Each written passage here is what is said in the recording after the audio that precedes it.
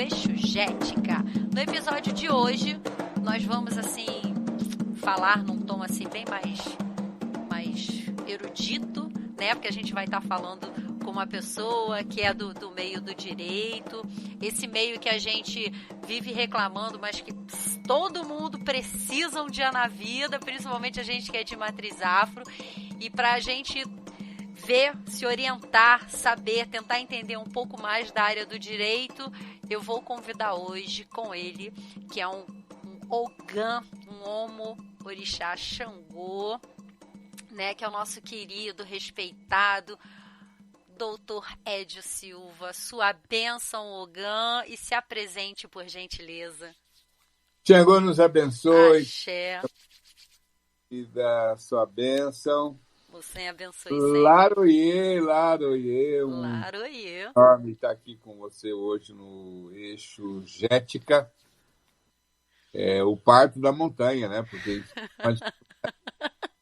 Exatamente. Mas, bem, eu sou advogado, sou mestre e doutor em Direito pela PUC São Paulo. Escrevi alguns livros sobre racismo, ação afirmativa. Lamentavelmente, minha tese de doutorado, defendida em 2001, foi a primeira no direito sobre liberdade de crença, que é uma liberdade pública fundamental.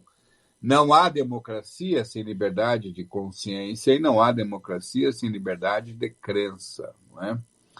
Especialmente porque a Constituição da República atribui, ou melhor, a Constituição Federal atribui à República um caráter laico, não é?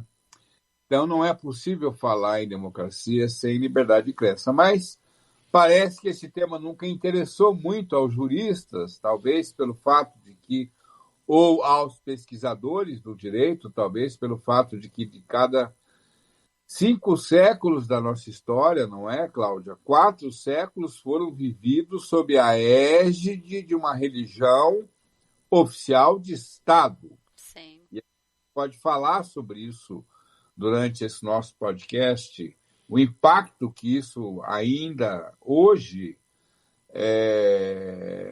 causa no funcionamento das instituições, na cultura, enfim, no direito, na administração da justiça. Mas tem muita honra de dizer, especialmente hoje aqui, no Eixo Jética, que eu sou Ogã, catulado, raspado, adochado. Eu entrei num terreiro de Umbanda pelas mãos de minha mãe, Dona Zinha, aos 6 anos. Então, você imagina, eu estou com 61, Cláudio, agora já até tenho aquela carteira, aquele cartão que me permite prioridade. Já não pego mais fila no banco, nem nada. Então, são 55 anos de macumba. E tudo que eu sou, minha constituição como pessoa, minha trajetória, me permite até me alongar um pouquinho na apresentação, Cláudia. Minha mãe me levou aos 6 anos num terreiro de Umbanda. Sim. E Dona Isabel disse ela talvez prevendo que em breve ela partiria, ela partiu alguns anos depois, e prevendo as adversidades que os filhos enfrentariam, ela me levou num terreiro de Umbanda, certamente para saber e ter um certo conforto com o que eu visse a respeito do futuro daquele menino. Sim. E Dona Isabel disse a ela uma frase, isso tem 56 anos. Dona Isabel disse a ela uma frase que me acompanhou a vida inteira, especialmente nos piores momentos da minha vida.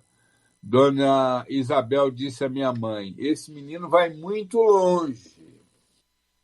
E nós morávamos num bairro proletário em que a maioria dos meus amigos já foram tragados pelas drogas, pela violência, pela prisão. E eu estou aqui, advogado, fiz direito, escrevi livros e vou para o Supremo defender a macumba. Então, Dona Isabel tinha razão. Anteviu há 56 anos isso. Chegou.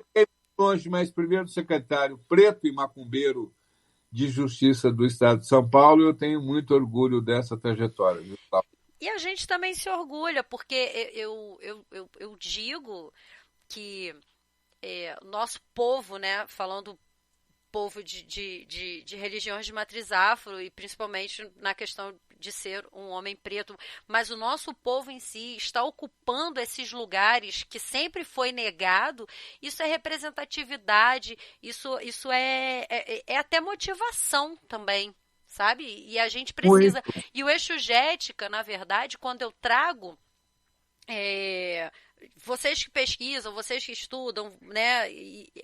É para mostrar para o nosso povo que tem gente que faz, tem gente ocupando esse espaço e até abrindo caminho para quem quiser vir também, sabe? Porque às vezes a pessoa até quer, mas acha assim, não, isso não me pertence porque eu sou preto, não me pertence porque eu sou proletariado, não me pertence porque eu sou de escola pública, não me pertence porque eu sou macumbeiro, né? Porque a gente tem essa carga, é tão segregado que a gente parece parece não, a gente sai na hora da corrida, né? Lá atrás, a gente não sai na pole position, né, professor? Então, é necessário, sim.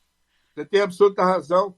E eu até, o seu apontamento me permite aqui já registrar desde logo, Cláudia.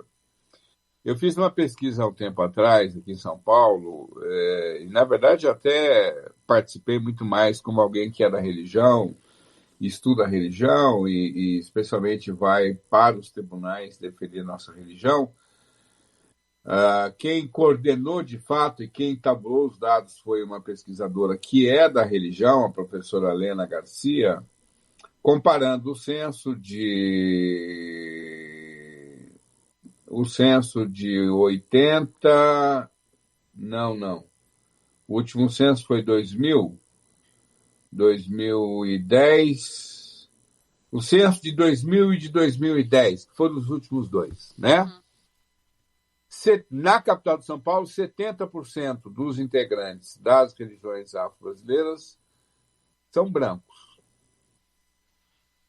E eu deduzo, do que eu conheço da macumba no país inteiro, que esse dado ele tende a refletir uma realidade do país. Sim. De outro lado, 70% dos integrantes das denominações neopentecostais são negros, não é?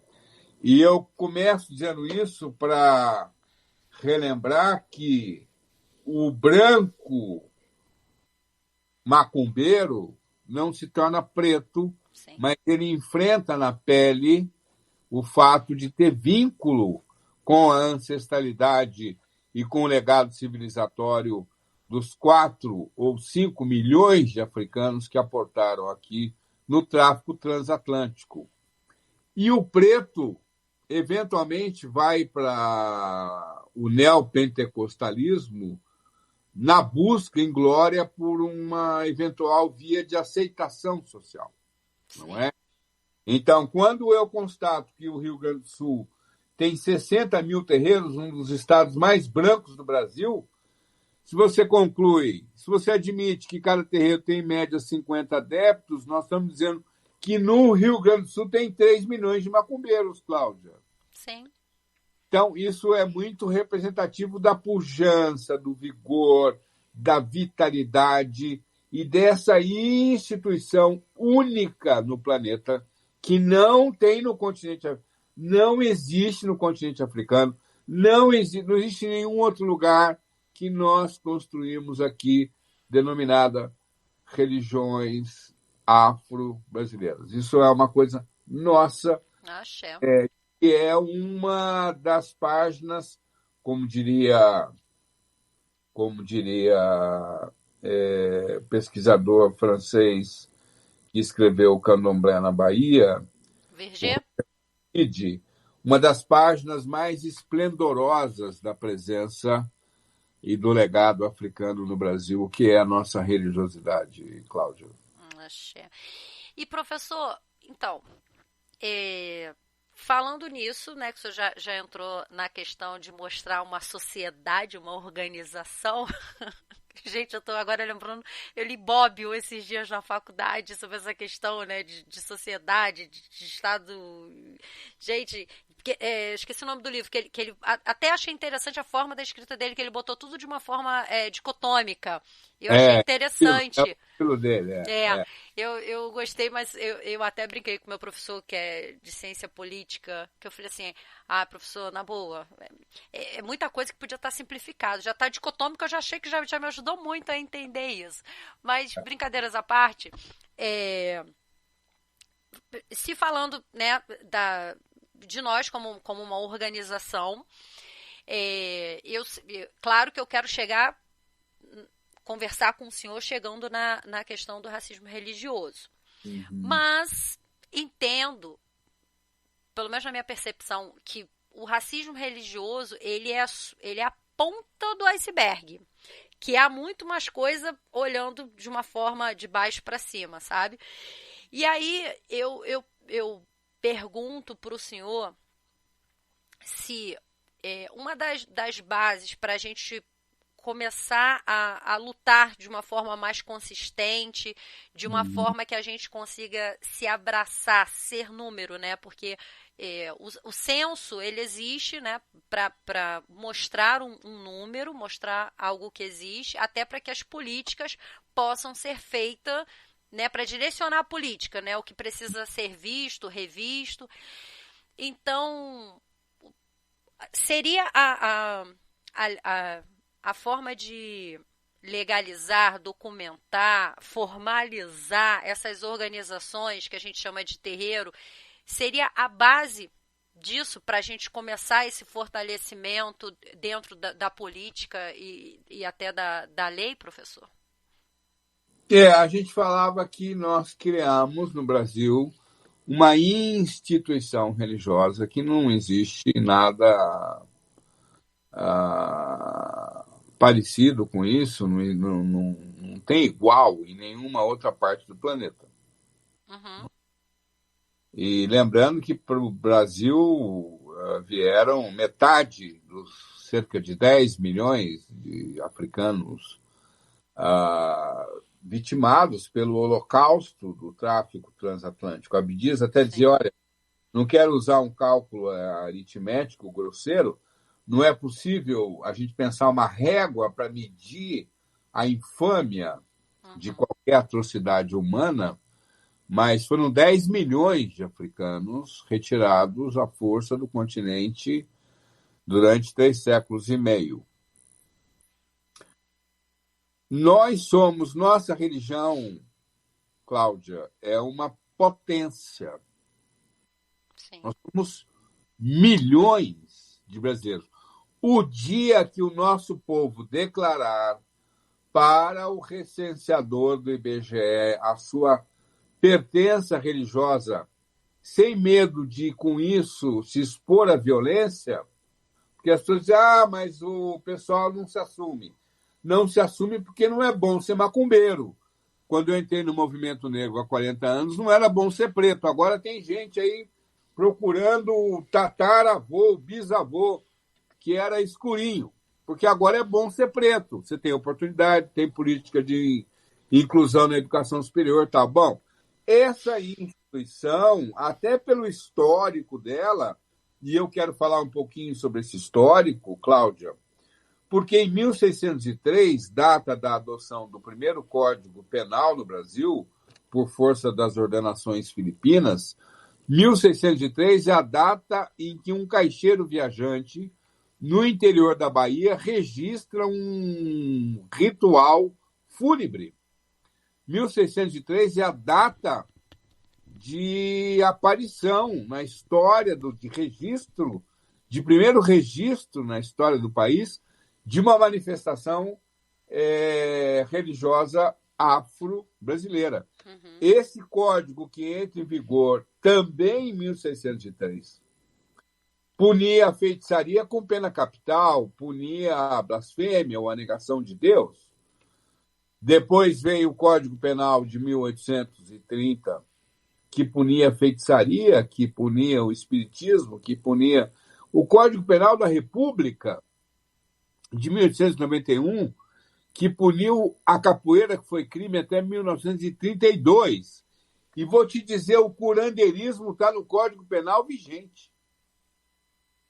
Esses dias alguém criou aí uma comissão de notáveis para avaliar o que precisa aprimorar na legislação, e me surpreendeu que ninguém foi ler o Código Penal para se dar conta de que o curandeirismo ainda consta no Código Penal vigente. A história do direito no Brasil e a história do direito penal no Brasil é a história da supremacia racial e religiosa. Então, nesse contexto, nossa religião, ela se preocupou historicamente muito mais em sobreviver, e a gente funciona mais ou menos como o bolo, quanto mais bate, mais a gente cresce, porque você imagina, nós somos uma religião que até hoje não tem uma emissora de rádio ou de TV, que não aborda ninguém nas ruas, que não tem pretensão hegemônica, que não bate as portas das pessoas nos finais de semana, e a gente cresce. Sim. Agora, não basta você ser uma potência, você precisa ser uma força. Essa força, ela significa que a institucionalização. Por que a institucionalização? Se amanhã eu quiser que a mãe Cláudia ingresse no hospital para prestar assistência religiosa a um paciente, eu preciso demonstrar que ela é uma sacerdotisa, eu preciso comprovar. Como é que eu comprovo sem uma organização religiosa, independentemente da forma como alguém é designado sacerdote ou sacerdotisa? Sim. Independe. Como agora no Afonjá, o Baraim foi lá, jogou e definiu quem seria a sucessora de Mãe Stella. Independente disso, como é que eu comprovo para o sistema penal do Rio de Janeiro, de São Paulo, que o Babalorixá e professor Sidney Barreto é um sacerdote? Eu preciso ter uma organização religiosa. Benefícios fiscais, nós temos 11 estados, Cláudia, 11 estados da federação em que templo religioso tem desconto nas tarifas de energia, de água e de gás encanado. Como é que eu usufruo desses benefícios se eu não tenho uma instituição com personalidade jurídica? Agora, também tem a proteção. Há um caso que, quando chegou para mim, já era muito tarde para qualquer medida judicial, em que um sujeito teve um infarto fulminante no Roncó. E foi a óbito. Uhum. Qual foi o resultado disso no judiciário, no sistema penal? A indumentária, a escarificação, a dieta religiosa viraram maus tratos. O Roncó virou cárcere privado. O ensaio, que é o Perforé, deu formação de quadrilha. Sim, porque eu preciso de 3 Ogã, mais a Gibonã, mais a 5, formação de quadrilha. E o infarto fulminante virou homicídio culposo, 16 anos de prisão. Porque eu não tinha lá uma declaração do IAO dizendo que de livre, espontânea vontade, ele então aderia ao candomblé, que implicaria permanência na rua tal, número tal, por tantos dias. Com uma carta, uma folha de papel como essa, eu teria absolvido 5 sacerdotes da nossa religião de uma pena de 16 anos de prisão. Então, a institucionalização, ela é também uma forma de enfrentamento do racismo religioso. Nós, até pela clandestinidade a que o racismo religioso sempre nos relegou, por esse crescimento que se deu contra tudo e contra todos, nós estivemos esse tempo todo preocupados em falar, dialogar, interagir intramuros. Agora nós precisamos falar com a sociedade e precisamos dialogar com o Estado. Precisamos ter uma agenda pública a ser apresentada. E, para isso, não basta você ser potência, você precisa ser força. E para você ser força, você precisa estar institucionalizado. Sim. Só falando dessa questão de ter um documento, que hoje a gente até faz isso quando vai iniciar a criança, né, menor de idade. E aí eu tô lembrando que é contraditório, porque assim, a gente ainda pratica, né, a gente é de Umbanda, é de Candomblé, mas nasce o filho, a gente leva na igreja católica para batizar. Quer dizer, e ver que desde o batismo daquela criança ali de meses, a gente já tem um papelzinho lá, né? Que é o certidão É, de batismo, né? Você tem a certidão de casamento, você tem a certidão da primeira comunhão. Quer dizer, é um papel que, na verdade, judicialmente vai valer que você é ligado àquela instituição, não é isso, então, professor? repare agora, recentemente, a Lei de Diretrizes e Bases da Educação, a LDB, Uhum.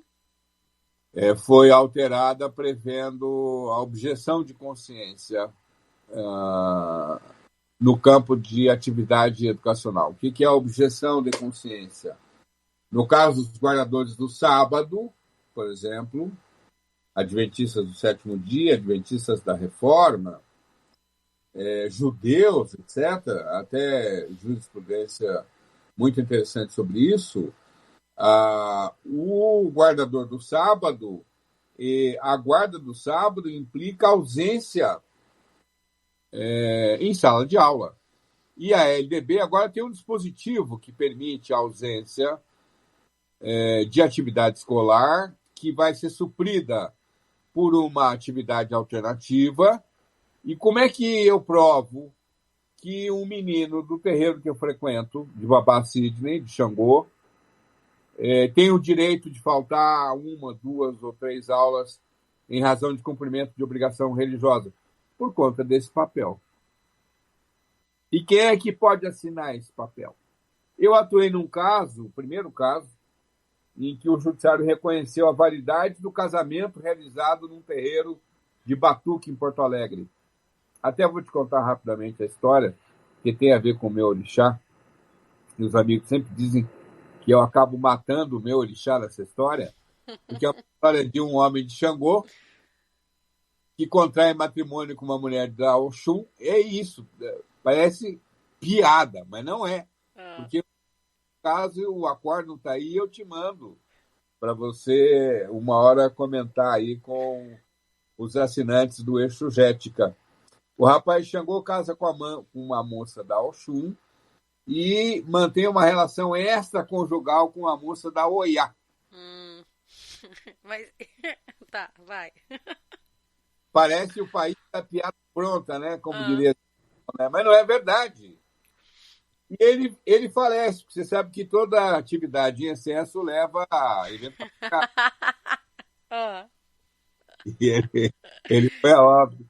Os amigos dizem, mas Ed, essa história você sempre mata o filho de Xangô. Eu falei, pois é, mas enfim, foi o caso que me chegou. E aí, então, a moça da Oxum, isso é muito característico das moças da Oxum, A elas têm as estratégia, a estratégia. dizem que elas guardam tudo, fica tudo guardadinho ali. Aí ela foi lá e recuperou a fotografia do casamento, recuperou a certidão emitida pelo sacerdote da realização da cerimônia e a oitava Câmara Civil, foi um dos momentos mais gloriosos da minha carreira. Lamentavelmente, a gente não tem essa memória gravada, o vídeo. A macumba tomou conta do Tribunal de Justiça do Rio Grande do Sul, e os batuqueiros, e a oitava Câmara disse: um casamento realizado num terreiro de batuque tem a mesma dignidade e dá ensejo aos mesmos efeitos civis de um casamento realizado numa catedral católica, numa sinagoga judaica, numa mesquita muçulmana. Isso é engrandecimento, empoderamento, dignificação da nossa religião. Então, às vezes, uma folha de papel que, para a gente, da cultura de terreiro é uma folha de papel, às vezes uma folha de papel livra alguém de 16 anos de prisão, às vezes uma folha de papel garante que alguém possa herdar um patrimônio, enfim. Então, nós precisamos, e eu tenho defendido, que o treinamento dos nossos sacerdotes deve incluir essa dimensão da institucionalização e da ética sacerdotal, que também tem a ver com o direito. Há uma tangência entre ética sacerdotal e direito, que talvez seja um tema que uma outra hora a gente possa falar aqui. Sim, isso muito me interessa. E já estou convidando o senhor para a próxima temporada a gente falar sobre isso, sobre ética. Como eu vejo, pastor, como eu constato aqui a sua vocação masoquista para me ter aqui novamente.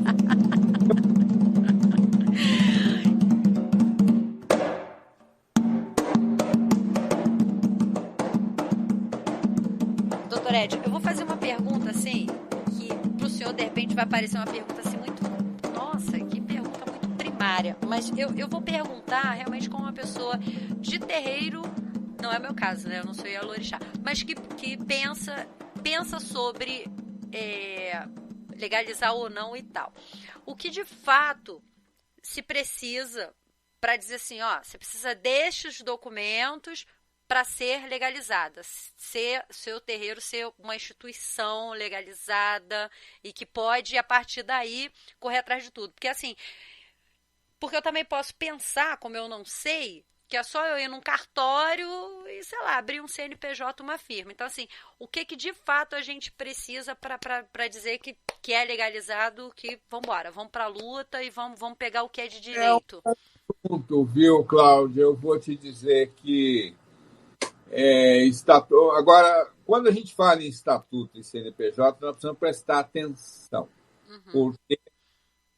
Porque até 2002, até a entrada em vigor do Código Civil vigente, havia a figura da associação religiosa. Uhum.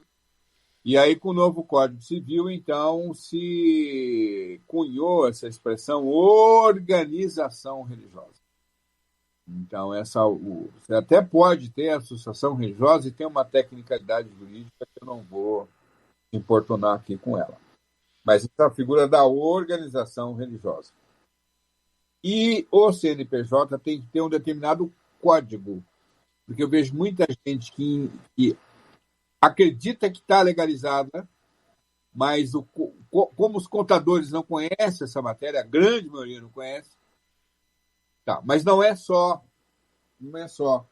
No caso do Rio de Janeiro, se a memória não está falhando, há uma legislação estadual que desonera o templo de alvará. Mas, em regra, no Brasil, templo religioso que tem uma determinada área construída de até 100 metros e até 200 participantes, enfim, frequentadores, e porta com vazão direta para a rua, o procedimento para a obtenção de alvará, de licença do Corpo de Bombeiros. A licença do Corpo de Bombeiros, por exemplo, você faz pela internet, você compra ali um extintor, uma placa de saída, alarga um pouco a porta e pronto. E você obtém a licença do Corpo de Bombeiros, o alvará de funcionamento, mas não é só o reconhecimento de utilidade pública do município, e a gente está no Brasil. Reconhecimento de utilidade pública do município é um procedimento. Reconhecimento de utilidade pública do Estado é outro procedimento.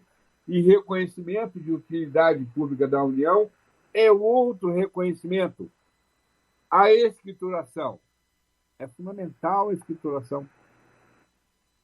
E a organização religiosa só pode receber doação ou oferta. E hoje, ainda hoje, entrou para mim um caso, quer dizer, eu fui consultado num caso, e que o dinheiro era depositado na conta da pessoa física, do sacerdote. Isto é um problema.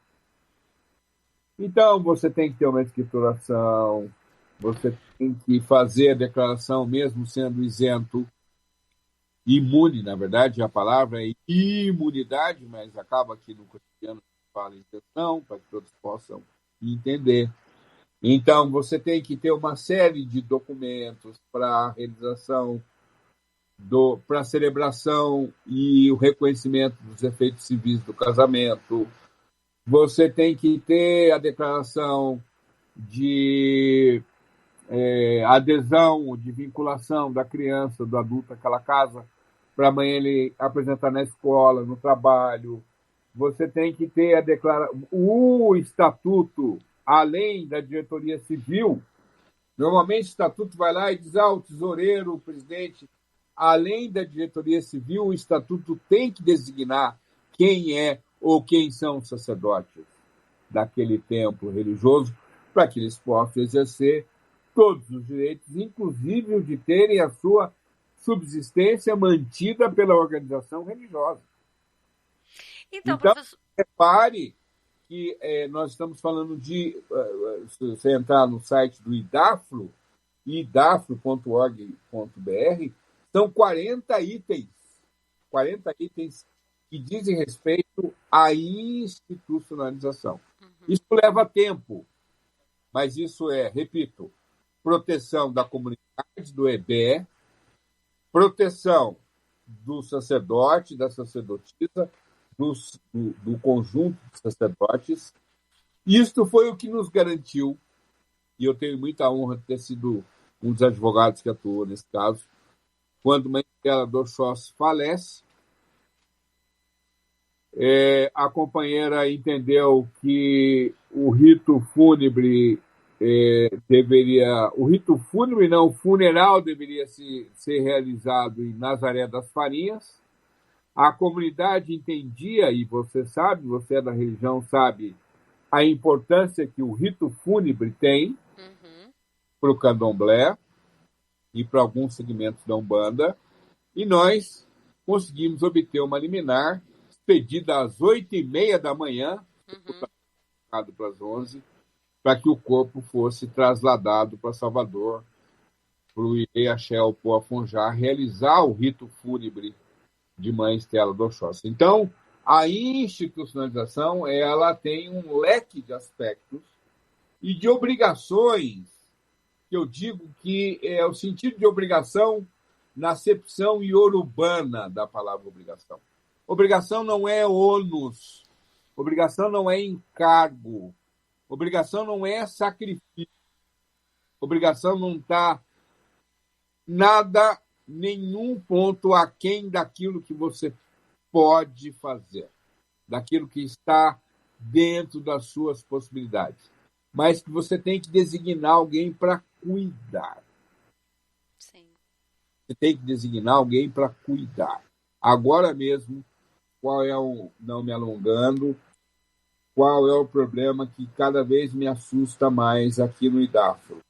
Mães que perdem a guarda de filhos por conta da pertença religiosa.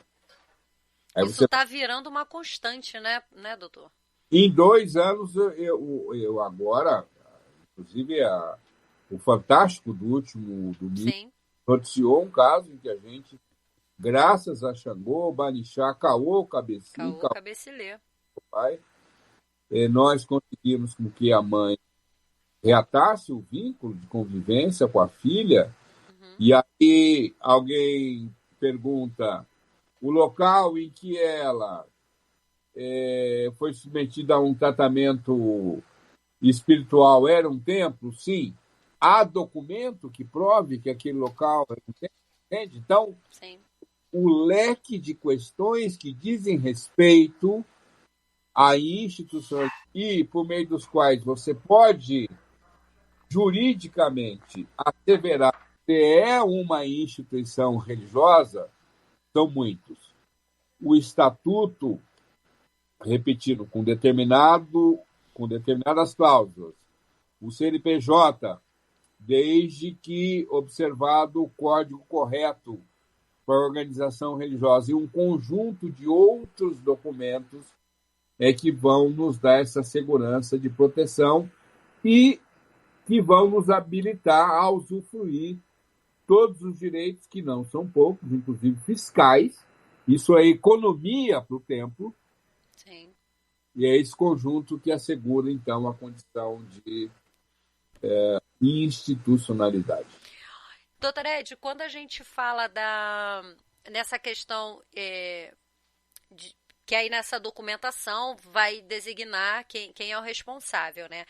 Quando eu trabalhava na área da contabilidade e eu peguei algumas empresas que eu tive que fazer a parte de DP, pelos CBOs, a gente tem lá escrito, né, alguns cargos, né, EQED, OGANs e tal. E aí a minha pergunta também, quando a instituição vai começar a redigir esses documentos, é interessante que ela já coloque, mesmo que não dê um nome, que vai ser fulano vai ser a Abacê da casa, né? O Beltrano vai ser o Ogã da casa. Mas que ela já sinalize que naquela casa vai vir a ter esses cargos. Muito interessante, Cláudia, a indagação, porque, repare, o Tribunal Federal tem um julgado de 1959, 2 anos antes de eu nascer, em que o Supremo disse, olha, a norma religiosa é de competência exclusiva da autoridade religiosa. Então, a autoridade religiosa define a hierarquia e os cargos hierárquicos que ela vai designar. Então, a organização religiosa ela desfruta de ampla autonomia, tanto isso é verdadeiro, que do ponto de vista constitucional e do ponto de vista jurídico, a matéria da crença ou da descrença é uma matéria de autonomia privada do indivíduo. Como também a forma de organização, de estruturação da organização religiosa é matéria de autonomia da organização religiosa. Eu recomendo, como no caso do candomblé, mas também na Umbanda, você tem lá o arcebispo, o cardeal, o bispo, o padre, o pároco, o irmão, o frei da Igreja Católica. Sim. Nós também podemos e devemos, até para esse aspecto que você lembrou muito providencialmente, para usar uma expressão religiosa, até para o aspecto previdenciário. Sim. Porque não é incomum no candomblé que a pessoa tenha uma trajetória, não se preocupe em contribuir com a previdência, e o sacerdote, a sacerdotisa, podem contribuir na condição de sacerdote, que é equiparado ao autônomo. Sim. E para que no fim da vida tenha, ainda que alguma coisa modesta, mas que tenha um suporte para um pagamento, para alguma coisa assim. Então, até para se inscrever e contribuir com a Previdência Social é fundamental a institucionalização. E você pode, ao pensar a arquitetura jurídica da sua organização religiosa, a lei fixa apenas alguns temas que são obrigatórios, mas você tem ampla liberdade para definir quantos cargos sacerdotais e diferentes níveis hierárquicos de cada função ou de cada cargo sacerdotal adequados à necessidade daquela religião, e o Estado não tem nenhum poder de interferência sobre isso, Cláudio. Entendi. Também não vamos dizer que, claro, isso tudo a gente está falando que é importante para avançar, para se fazer presente, até para conseguir pleitear, né, as leis que beneficiam de alguma forma, mas que também isso vai trazer deveres, né, doutor? Uma vez que você tem o direito, mas você também vai ter os deveres. Mas a minha questão não é essa. A minha questão é avançar um pouquinho nisso. Uma vez que eu tenho, que meu barracão, meu espaço físico, ele está enquadrado, está todo certinho nessas documentações que me fazem ser vistas, né, perante perante a Constituição, eu sei que isso vai, eu fazendo, meu irmão fazendo, a gente começa a ser números, porque até para fazer políticas públicas para o nosso povo, a gente precisa ser número. Porque senão a primeira coisa que o vereador, que o deputado, que, né, e todos mais vão dizer é o seguinte: tá, eu não posso fazer algo se não existe, né? Enquanto isso falando nessa questão da legalização.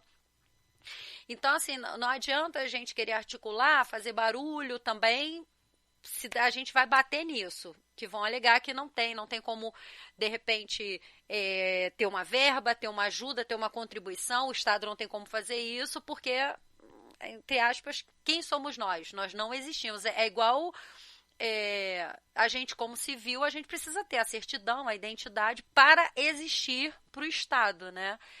E aí, professor, esse avanço para a gente ser nome, para ser número, que eu até sempre boto hashtag quem é de axé diz que é.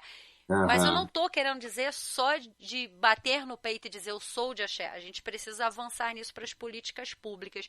E como é que o senhor vê esse desenrolar, né, de hoje, que o senhor deve estar acompanhando os números, se a gente está avançando nessa questão, sabe, ou se ainda falta muito, e também, como o senhor também está do lado das pessoas que estão no poder, como que a gente passa a ser visto também nessa questão se a gente está crescendo? Olha, Cláudia, eu te diria, a primeira coisa, nós precisamos valorizar mais aquilo que nos identifica, sim, do que aquilo que eventualmente aparentemente nos diferencia. E eu sempre lembro, quando alguém me pergunta sobre isso, Cláudia, eu sempre lembro o exemplo do Conselho Mundial de Igrejas. Você sabe, se você é cristão, ou você está vinculado ao Vaticano, ou você está vinculado ao Conselho Mundial de Igrejas.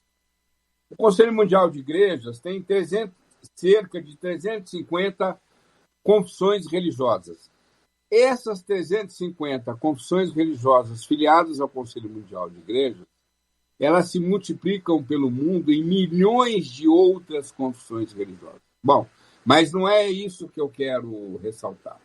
Eu quero ressaltar o seguinte: o que significa o Conselho Mundial de Igrejas ter 350 confissões religiosas? Significa que há 350 diferentes interpretações de um mesmo código escrito chamado Bíblia Sagrada.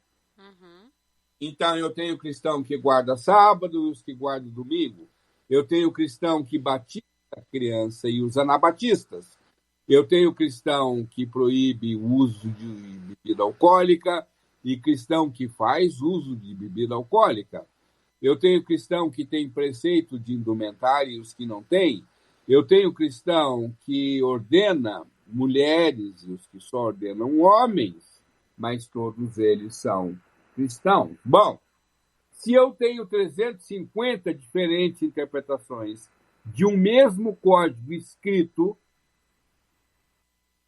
não é irrazoável que nós possamos ter diferentes interpretações de um mesmo código oral, porque nós temos um código. Sim, sim. E eu sempre digo que a palavra marmotagem é o divisor de águas. Se todo mundo sabe o que é marmotagem, é porque sabe o que não é marmotagem, e o que não é marmotagem é o código oral. Isso não significa, ao contrário do que alguns intelectuais brancos, e que, a rigor, em geral, não são da religião, afirmam, que cada terreiro é um universo. Não, isso é uma falácia. Isso é uma falácia. Dizer que nossa religião é amoral, eu conheço poucas religiões mais invasivas do que o candomblé. Eu sou de uma época que, se a gente ia copar no sábado para a obrigação de Tati Fissori, eu desde hoje já não poderia mais consumir bebida alcoólica, ter relação sexual, etc., com toda a discussão que a gente possa fazer sobre isso. Durante o período em que a Iemanjá de Tati Fissori irá participar dos ritos, para não usar nenhuma expressão aqui de Sim. economia interna, eu não poderia realizar determinadas atividades. Então, como é que alguém pode olhar para a nossa religião e dizer que nossa religião é uma religião amoral? Que cada terreiro é um universo. Isso Raimundo Ninas Rodrigues dizia no início do século XIX. Não vão dar certo porque são divididos em nações. Então, a tarefa número 1 eu sempre digo o seguinte, olha, filho, você dá trânsito, então vamos por exclusão. Você é carismático? Não. Você é sufi, que é um segmento muçulmano, Islâmico, isso. que dá santo? Não. Você é pentecostal? Não. Você é neopentecostal? Não. Então, filho, você é macumbeiro, filho. Vem para cá você também. Nós É vamos isso tratar aí. você tão bem e com tanto carinho que no final você vai atingir a apoteose. Ah? Então, por isso eu uso a palavra macumbeiro. Porque macumbeiro, até que alguém invente uma outra melhor, nos unifica a todos. Sim. Porque a intolerância religiosa não nos diferencia. Cláudia Facine, a intolerância religiosa não diferencia em Kiss, Vodum, Orixá, Jurema, Tambor de Mina, marinheiro, cigano, caboclo, é todo mundo macumbeiro. Sim. Então, nós precisamos ter um pacto de valorização daquilo que nos identifica. Porque a diversidade não é uma característica da macumba. A diversidade é uma característica humana. E os cristãos são tão ou mais diversos do que nós. E nem por isso ficam exaltando a diversidade. Quando os interessa, é todo mundo cristão. E aí está um bom exemplo para a gente ter em mente. Segundo lugar, como no Estado laico não há uma definição jurídica de religião, como é que você afirma a sua identidade pública de religião? Exercendo os direitos que o sistema assegura às religiões. É assim você se afirma como religião. É quando você põe a sua indumentária e entra num presídio para prestar assistência religiosa, você está se afirmando como religião. É quando, e eu sonho com o dia que a gente vai nomear um capelão militar para a Marinha, Eu ia chegar nesse assunto. macumbeiro, aí sim, a gente está exercendo a prerrogativas, está agindo, está atuando, está parecendo religião. Então, você é religião quando você exerce os direitos assegurados às religiões. E depois nós precisamos dialogar com o Estado. E no diálogo com o Estado, nós precisamos de uma pauta que não trate o tema no âmbito estrito da sanção, da punição, da cadeia, do encarceramento, da indenização.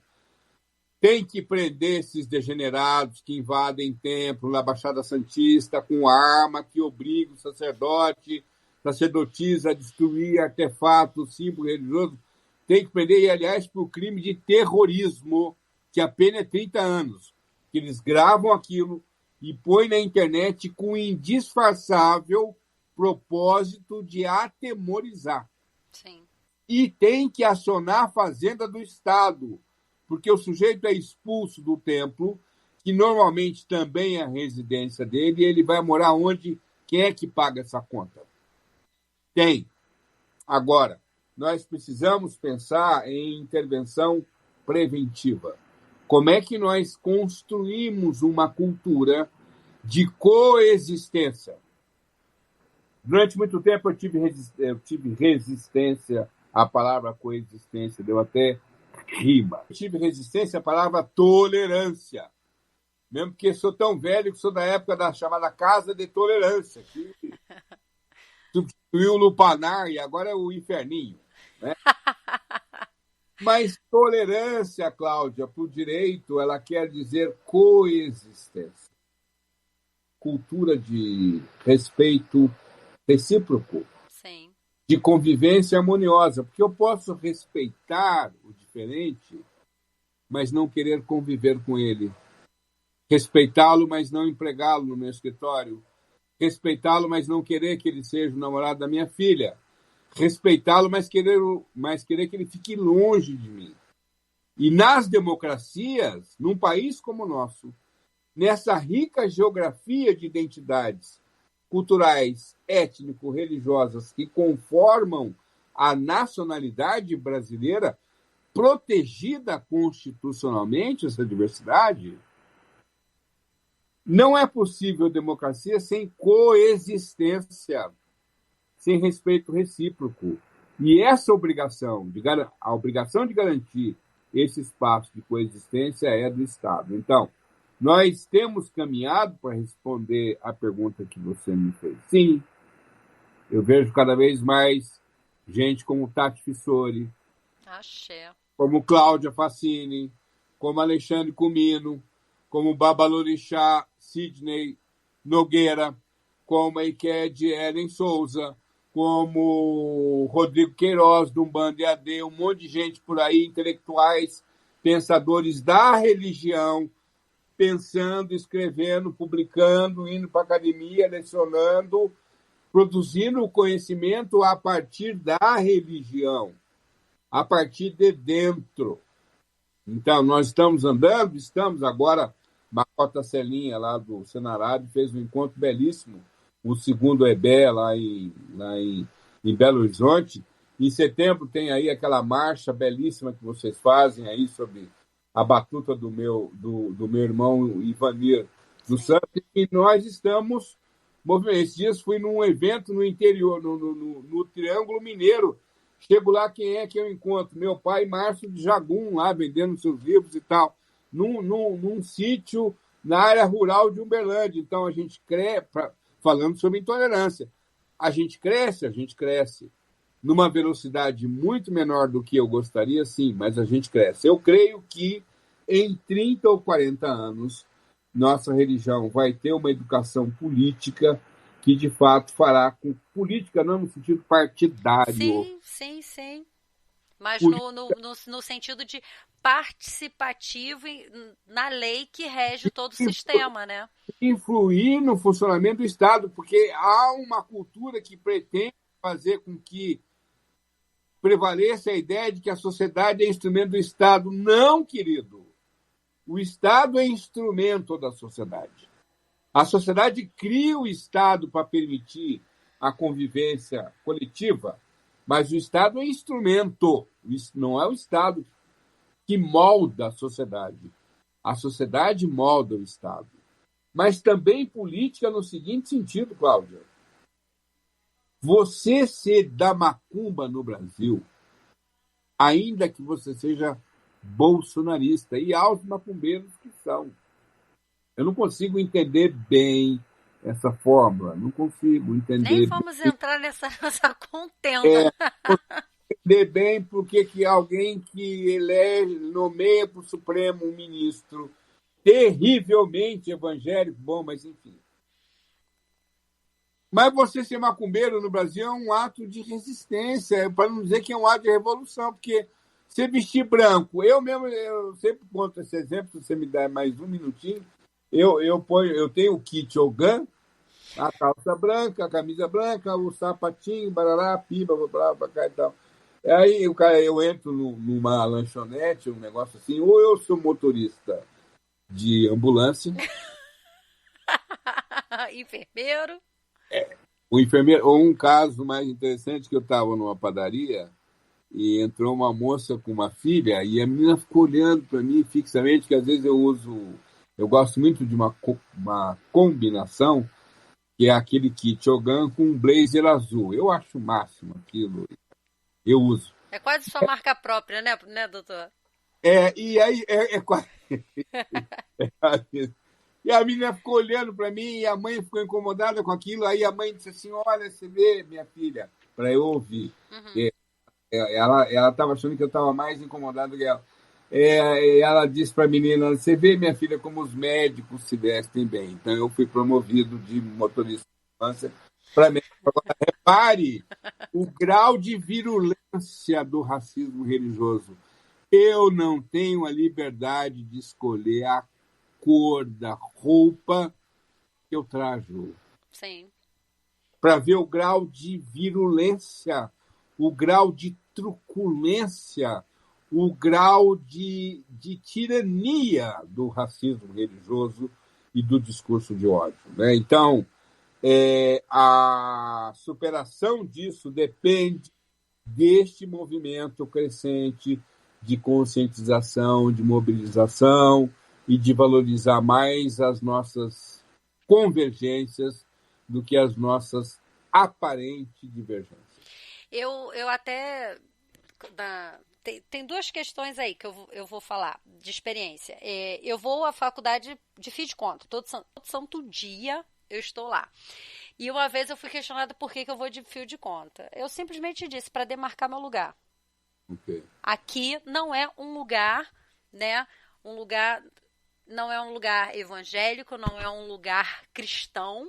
Aqui é uma faculdade que a gente está vindo estudar religião. E é para demarcar o meu lugar. Eu faço parte disso e eu tô aqui pelos meus. Aí a menina, nossa, adorei a resposta. Aí entrou naquela, né? Não esperava. E aí um outro lance que quando eu entro numas questões lá, que eu tenho os professores que gostam de botar, tipo, Umbanda e Candomblé, aí dependendo do que eles querem falar, ou eles põem tudo no mesmo saco, ou querem afastar demais os sacos, sabe? Eles vão muito nessa vibe. E aí uma vez eu tava falando, falei assim, olha, falei assim, aí eu falei, vocês se dividem, aí vocês não falam sobre isso. Porque vocês são cristãos, mas se a gente começa a ter um católico ortodoxo, católico apostólico, católico brasileiro, aí quando vai então para as evangélicas, nossa, tem de tudo. Aí eu falei assim, agora você pergunta para o candomblessista qual a religião dele. Ele pode ser de nação Quetu, ele pode ser de Jeje, ele pode ser Fon. Ele não vai dizer isso, ele vai dizer assim, eu sou candomblessista. Falei assim, então, a gente também é unido, né? Igual qualquer outro. É verdade. Então, assim, eu acho isso muito bonito na gente. É igual o pessoal de Umbanda. Independente se é Banto, se é Congo, se é Xangô, independente, assim, eles sempre dizem, somos umbandistas. Então, assim, isso mostra a força da gente. Aí depois, como cada um faz o seu rito, como cada um... É uma outra história, mas nós somos unidos também. Eu compartilho dessa ideia aí com o senhor. Mas, doutor, indo um pouquinho mais à frente, então, uma vez que a gente está dentro dessa organização, se apresenta, a gente pode pleitear ações políticas públicas, né? A gente consegue fazer e ser visto e aí, quando a gente que a gente chega nessa questão que o senhor já, desde o início, o senhor vem falando da questão do racismo religioso, né? O Babá Sidney até tem falado muito, e a gente está até para, já na outra semana, já falar sobre isso, que a gente vai falar sobre a questão da leitura racial, né? Mas, assim, trazendo para cá, para o nosso ponto, que é essa questão do racismo religioso, eu sei que a gente hoje tem a lei que nos guarda, só que assim, o problema é que a gente vai acionar essa lei num momento muito, assim, só quando é queimado, só quando num momento muito drástico, né? Tem alguma forma jurídica que a gente consiga resguardar, não sei... Talvez, assim, acho que a gente... Porque eu sei que hoje já tem umas cartilhas, né, orientando os líderes, né, de como se defender, de como se resguardar. Mas, assim, de fato concreto, a lei, ela só vai, num caso muito extremo, ou em situações, assim, mais... que tem umas situações que a gente sabe que está rolando ali o racismo religioso, que é essa questão, mas às vezes a gente fica, como eu vou falar isso? A quem eu vou recorrer? Porque é uma situação muito, eu não sei a palavra, uma situação assim, meio que disfarçada, sabe? Tem Você teria um nome. que provar a motivação da violação. Isso. Olha, Cláudio, eu vou te dizer muito brevemente o seguinte. Primeiro, nós precisamos encerrar com essa volúpia penal que, em geral, os movimentos sociais têm. Ou seja, racismo religioso é algo que você pode tratar com a lei penal e deve, aqueles casos graves, eu até disse isso aqui. Sim. Eu entendo que, inclusive, em alguns casos, cabe a aplicação da lei Sim. terrorismo. Sim. Terrorismo, né? Lei penal, lei civil, lei indenizatória. Lei indenizatória. Você mexer com o sujeito, que seja para pagar 3, 5 mil reais, mas ele vai pensar 2 vezes antes de voltar a fazer aquilo. Então, essa dimensão da sanção, seja do ponto de vista penal, do ponto de vista civil, ela é importante, ela é. Agora, a Constituição da República prevê uma outra modalidade de instrumento estatal nesse campo, que é a chamada intervenção preventiva. A Lei de Diretrizes e Bases da Educação refere 2 vezes a tolerância como um princípio de política educacional. 2 vezes a LDB refere tolerância. Então, como é que você mobiliza a educação escolar? Como é que você mobiliza a indústria cultural? A TV aberta, lamentavelmente, hoje, segundo a Ancine, a Agência Nacional do Cinema, 21% de todo o conteúdo veiculado pela TV aberta no Brasil é constituído por programa religioso.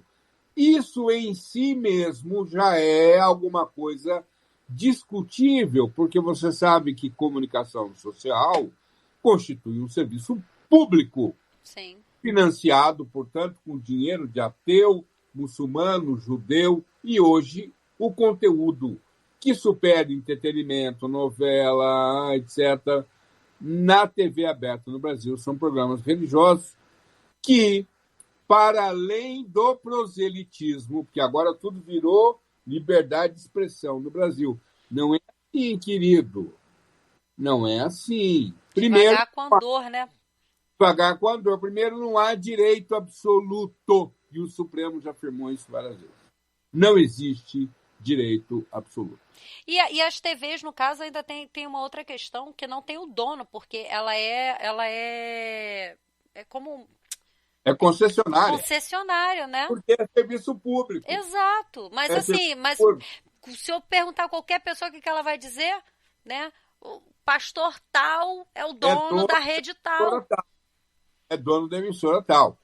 E, aliás, eu até não entendo, com uma lei no Brasil que fala em sinais exteriores de riqueza, não consigo como é que as instituições jurídicas não se movimentam e não vão investigar como é que alguém há 30 anos era auxiliar numa lotérica e hoje é dono de uma das maiores fortunas do país. Não consigo entender. Certamente, se fosse preto, estava na cadeia. Sem dúvida nenhuma. Estava na cadeia. Né? Bom, mas enfim. Então, não basta a prisão tem que ser aplicada em alguns casos graves.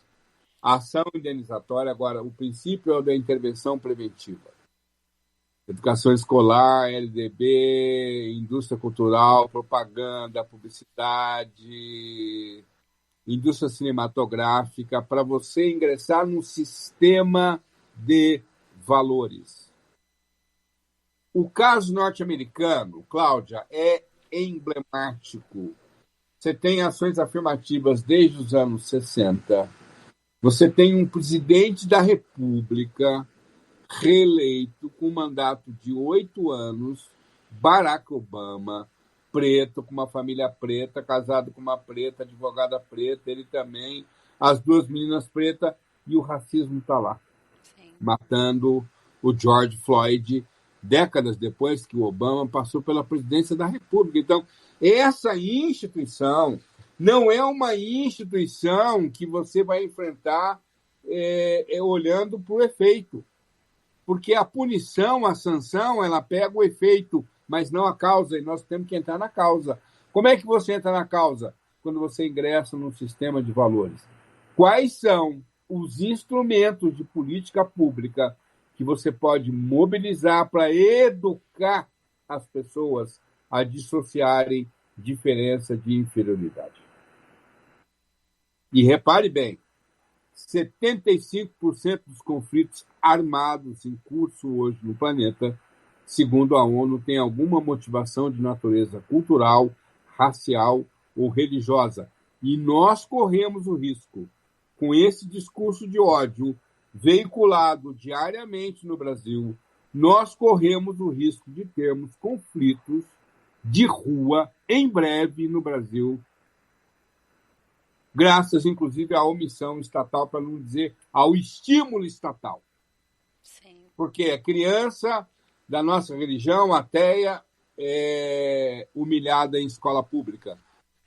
Porque há professor, diretor, funcionário que trata a escola pública como puxadinho do seu templo.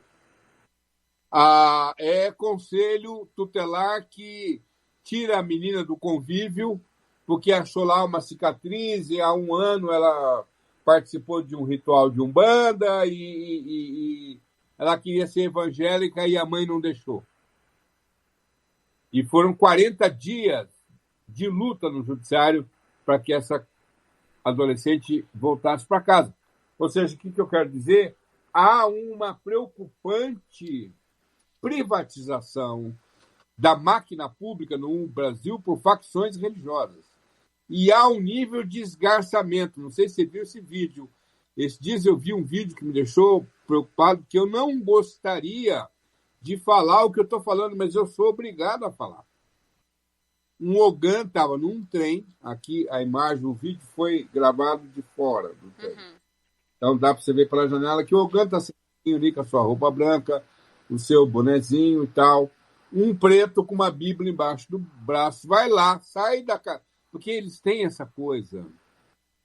Filho, cuida da sua vida. Se isso é bom para você, tá bom, a gente respeita. Segue o seu rumo. Segue o seu rumo. Não, ele sai de lá para ir lá importunar o Ogan e tomou uma bolacha bem dada no pé da orelha. Por quê?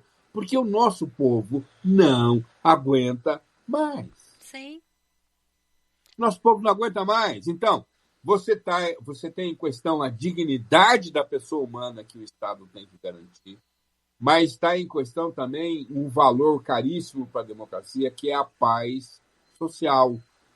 E o discurso de ódio, racismo religioso, não está preocupado com isso. Por quê? Porque isso dá dinheiro. Em qualquer região, por mais periférica que você entre, aqui em São Paulo, no Rio e tal, o cara pega lá uma garagenzinha, põe 4 cadeiras de plástico branca ali, um púlpito e pau na macumba. Degelo do Ártico é a macumba. O buraco na camada de ozônio é a macumba. É tipo isso. Eu tô rindo, mas é de nervoso. Não, o Trump é a macumba. Trincou a dentadura é a macumba. A frigidez é a macumba. A impotência é a macumba. O desemprego é a macumba. A miséria é a macumba. O preço do diesel é a macumba. Eu estou incitando brasileiros a agredirem outros brasileiros, acreditando que se ele destrói a macumba, ele vai ter emprego, Lamborghini, que é o que eu vejo aí. Sim, sim. Lamborghini, mansão, condomínio fechado de um dia para o outro. E a gente podia até acabar com o Estado e entregar para a administração desses senhores, porque aí, na Covid, houve até quem vendeu grão de feijão, prometendo a cura da Covid. Não é? E quem é condenado por charlatanismo no Brasil é só preto, é só gente da Umbanda e Candomblé. Então, eu te digo que sim, temos que reprimir, inclusive com prisão, mas temos que pensar uma agenda de intervenção preventiva, ingressar no sistema de valores E o direito não ingressa no sistema de valores. O direito pode te inibir a agredir alguém com medo da prisão. Sim. Mas você pode, por meio de instrumentos estatais, de educação pública, você pode preparar as pessoas para valorizarem a diversidade, que, afinal de contas, é um dos maiores patrimônios da humanidade, a diversidade.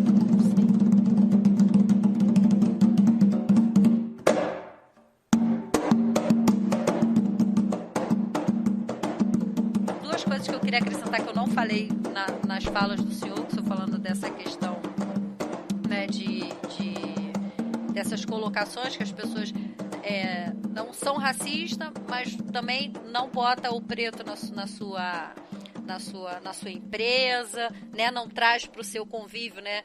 E aí a Angela Davis que diz, né? Não basta não ser racista, tem que ser antirracista, né? E eu sempre questiono isso quando o pessoal quando fala da questão do diálogo interreligioso e tal, eu falo assim, gente, eu só me preocupo com o seguinte, tirar foto, todo mundo junto, eu acho lindo. Mas eu ainda não vi, de fato concreto, o terreiro que foi queimado, o padre, o pastor, peraí, juntar uns fiéis, vamos lá, vamos levar um saco de cimento para refazer aquele muro que foi quebrado, né? Vamos, toma aqui, olha, o saco de cal para repintar. Assim, tô dando um exemplo assim, mas nessa questão assim do vamos lá, vamos fazer. Eu só vejo essas questões e eu fico me preocupando com isso, até pra gente não se ludibriar achando que realmente isso tá tão assim, tão do nosso lado, né? Porque que cai nessa questão. Precisa realmente ser antirracista. Como é que a gente vai ser? Botando em prática, né, professor? Assim, indo realmente, vamos alinhar o discurso e a atitude. Eu sempre digo, Cláudia, sobre isso. Primeiro, nós não podemos generalizar. Sim. Nós que somos vítimas da discriminação e, portanto, da generalização, não podemos generalizar. O caso do Rio. Houve um caso no Rio de Janeiro muito interessante, em que uma pastora luterana, uma figura excepcional, Luz Marina Campos Garcia, a Luz Marina reuniu 11 mil reais e foi de Umbanda entregar para a reconstrução, em razão de destruição pelo chamado narcotraficantes, né? Quer dizer, narcotraficantes não, crentes, essa expressão não sei se combina, narcocrente, enfim, fuzil ungido, também nunca tinha ouvido essa expressão, fuzil ungido, mas enfim. Agora, eu entendo o seguinte, pode haver um fosso doutrinário, dogmático entre nós, mas eu preciso ter o compromisso de defender com a minha própria vida a liberdade que você tem de pensar exatamente como você pensa e respeitar você exatamente como você é. Isso eu posso exigir do Estado. E aí é do Estado, porque eu tenho ouvido aí algumas histórias de que você vai procurar estrutura. Não, filho, esse negócio de procurar estrutura, no meu caso, que sou advogado, é uma complicação, porque qual é o endereço para onde eu vou mandar o oficial de justiça? Porque eu preciso ter um responsável, e o responsável é o Estado. As corporações são responsáveis, os indivíduos têm sua cota de responsabilidade, mas o Estado é o responsável. E eu sei o endereço do Estado. Porque se o responsável é uma abstração que eu não sei qual é o endereço, eu, como advogado, simplório, um peão, eu tenho um problema básico. Eu vou mandar citar quem? Quem é o responsável? O responsável é o Estado. Então, é do Estado que nós temos que cobrar essa agenda. Agora, nós podemos e devemos, sim, identificar segmentos. Por exemplo, guardadores do sábado enfrentam violações de direitos. Frequentemente vão ao judiciário. Eu mesmo já tive a honra de advogar para adventistas do sétimo dia. Judeus enfrentam numa escala certamente muito menor do que a nossa, mas enfrentam discriminação. Muçulmanos enfrentam, sobretudo depois do episódio das Torres Gêmeas, a associação entre islamismo e terrorismo, quer dizer, enfim. Então, o que nós precisamos é identificar aquele elemento que, de fato, é beligerante, que sobrevive do discurso de ódio, que sobrevive da depreciação, do ultraje, do aviltamento, da ofensa, do ataque moral e físico à nossa religião, de um outro segmento que, inclusive, discorda desse aí televisivo, que transforma a fé numa mercancia, numa mercadoria, que cria uma espécie de pedágio para você chegar a Deus.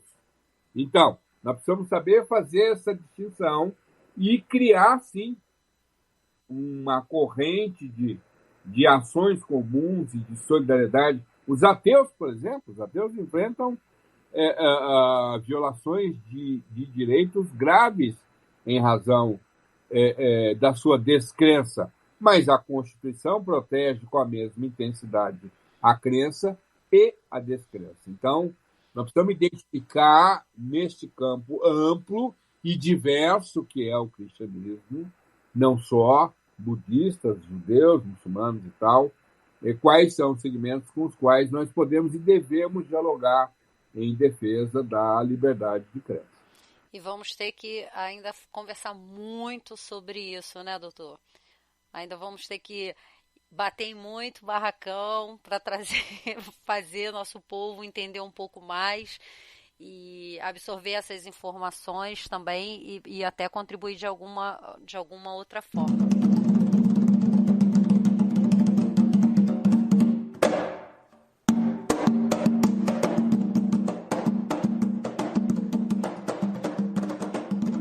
Doutor Ed, ficaria mais horas conversando com o senhor, mas o tempo não permite.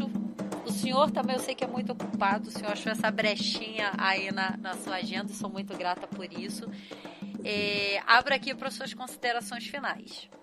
Olha, te parabenizar e ao Instituto Ori, ao pai Márcio de Jagum, que eu sei que você trabalha com ele, que também é um grande pensador, que é inestimável para o engrandecimento, para a dignificação da nossa região.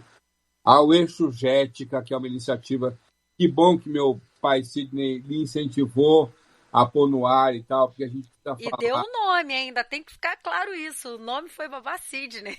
Foi ele que deu, né? Pois é, e falar, a gente precisa falar entre nós.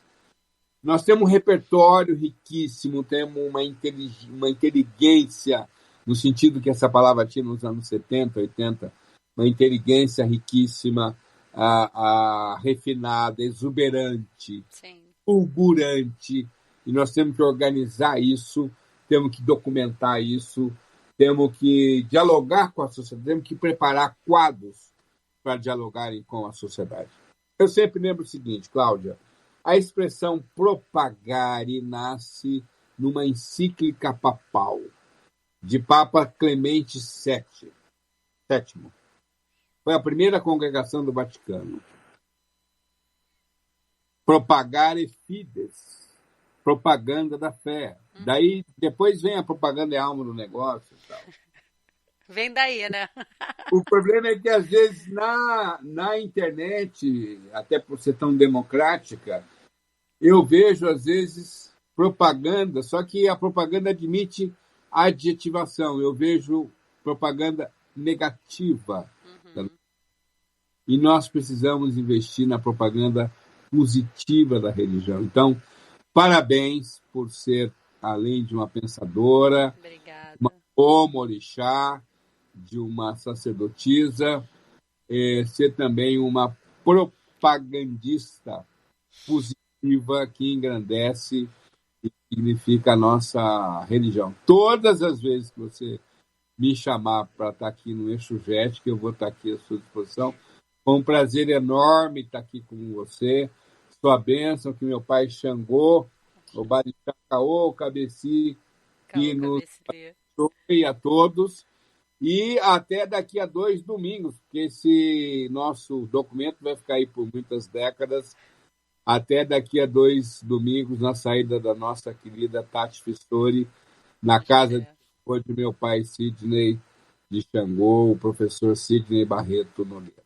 Axé, gratidão. Está documentado que o senhor já está dizendo que vai fazer um outro comigo. Obrigada, obrigada, obrigada. Que o Sanha abençoe sempre o senhor e os seus. E para você que ficou com a gente até agora, continuo dizendo que Exu refresque os nossos caminhos para que a gente possa se encontrar no próximo episódio. Gratidão, beijo, beijo.